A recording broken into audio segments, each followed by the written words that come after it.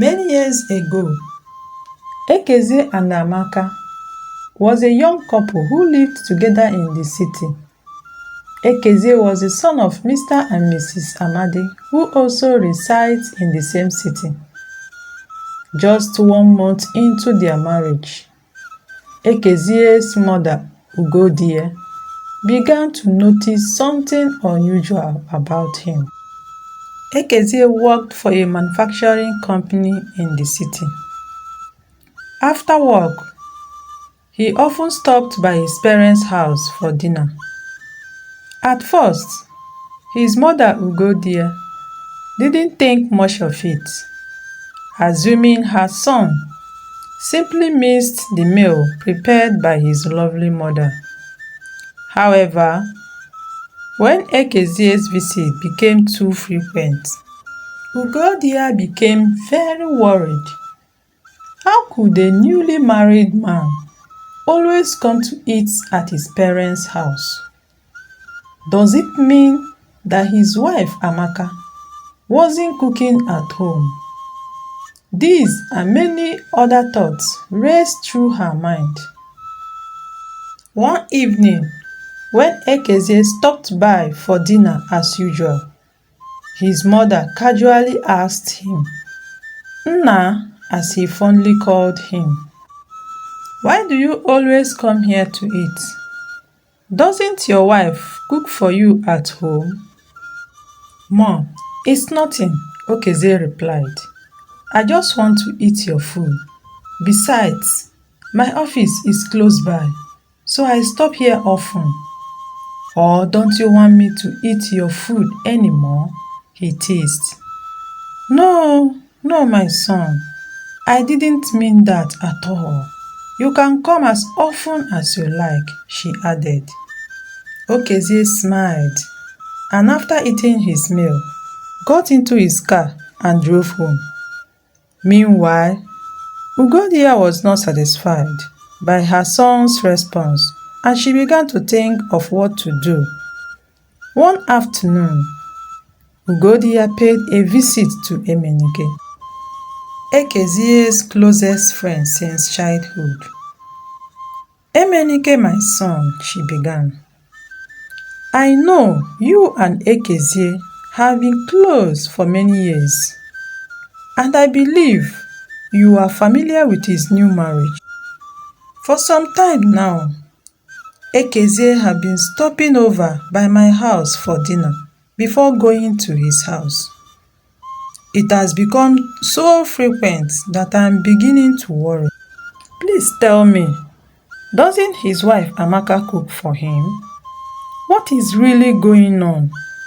If you know anything about their marriage, please let me know. Don't hide it from me." Emenike clears his throat before speaking. "Mommy, the truth is, Ekezie's wife Amaka doesn't know how to cook. Since they got married, they have been buying food from restaurants. The only thing she knows how to cook is noodles and other quick meals. Most times they eat noodle, and whenever they want a proper meal, they go to a restaurant and buy it. I have advised your son to enroll her in a catering school or find another solution, but he has refused to listen to me." Ugodie took a deep breath. "Thank you, my son, for revealing this to me. Now that I have known what the problem is, I will find a solution." Amaka's parents lived in the city and were very wealthy, with many house helps doing all the house chores. Being their only child, Amaka was not allowed to do any housework, as the maid took over everything. As a result, she never learned how to cook until she got married. Ugodie returned home deep in thought about the next step to take. What should I do now? She wondered. Should I tell my son to send his wife back to her parents and marry another woman? Or should I advise him to send her to a catering school? She continued thinking, I don't want to do anything that will ruin my son's home. A few days later, when Ekezie stopped by for dinner as usual, his mother called him aside and said, Nna, when you got home, please tell your wife to come over next Saturday. I want her to accompany me somewhere. Okay, Mom, I will inform her, Ekezie replied. On a Saturday morning, Amaka walked into her mother-in-law's house and greeted her. Good morning, Mommy. Good morning, my daughter. Ugodia responded calmly. Mommy, my husband said you wanted me to accompany you somewhere, Amaka asked. Yes, my daughter. I want you to come with me to the market to buy foodstuff, as I am expecting some important visitors tomorrow. Okay, ma. We can leave as soon as you are ready, Amaka replied. Ugodia quickly finished getting dressed and they left the house. They went to the popular foodstuff market and bought various ingredients for making different soup and stew. When they got home, Ugodia called Amaka and said, My daughter, sit here and watch while I cook. You can assist with few things. I don't want to stress you. Just watch me as I prepare the meal, Ugodia said. Okay, ma, Amaka replied, pulling up a kitchen stool and sitting down. Ugodia prepared a varieties of dishes, ranging from oha soup, egusi soup, okra soup, and stew. As she cooked, Amaka watched closely, paying rapt attention. Deep down, she genuinely wanted to learn how to cook, but she didn't have the courage to admit to her mother-in-law that she didn't know how. When the food was ready, Ugodia brought out food flask and packed all the different soups she had prepared into it, handing it to Amaka to take home. She kept the remaining for her visitor.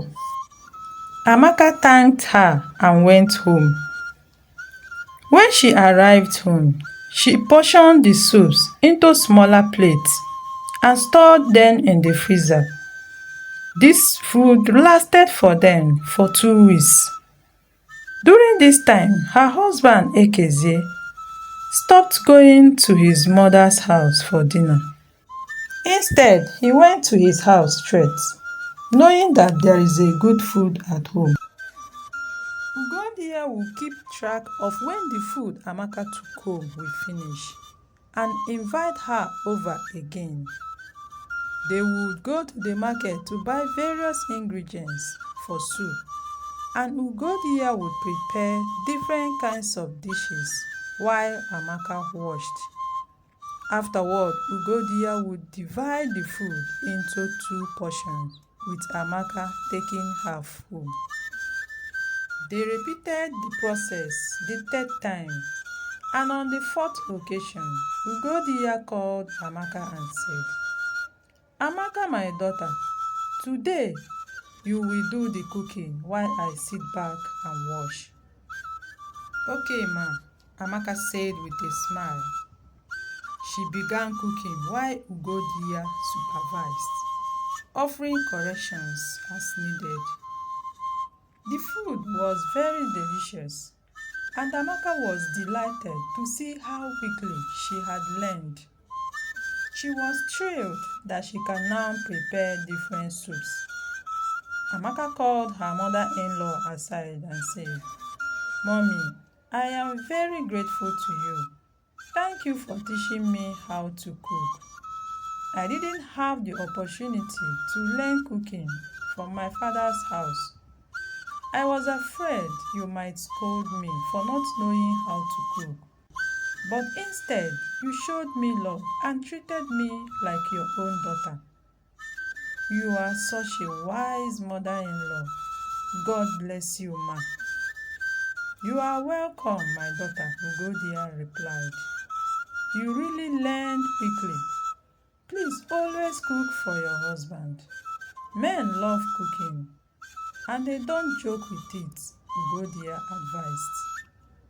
From that moment, Amaka began cooking more often at home. She became quite skilled and developed passion for cooking. Years later, Amaka became the CEO of the largest restaurant in town. Thank you for watching. Please like, comment and subscribe.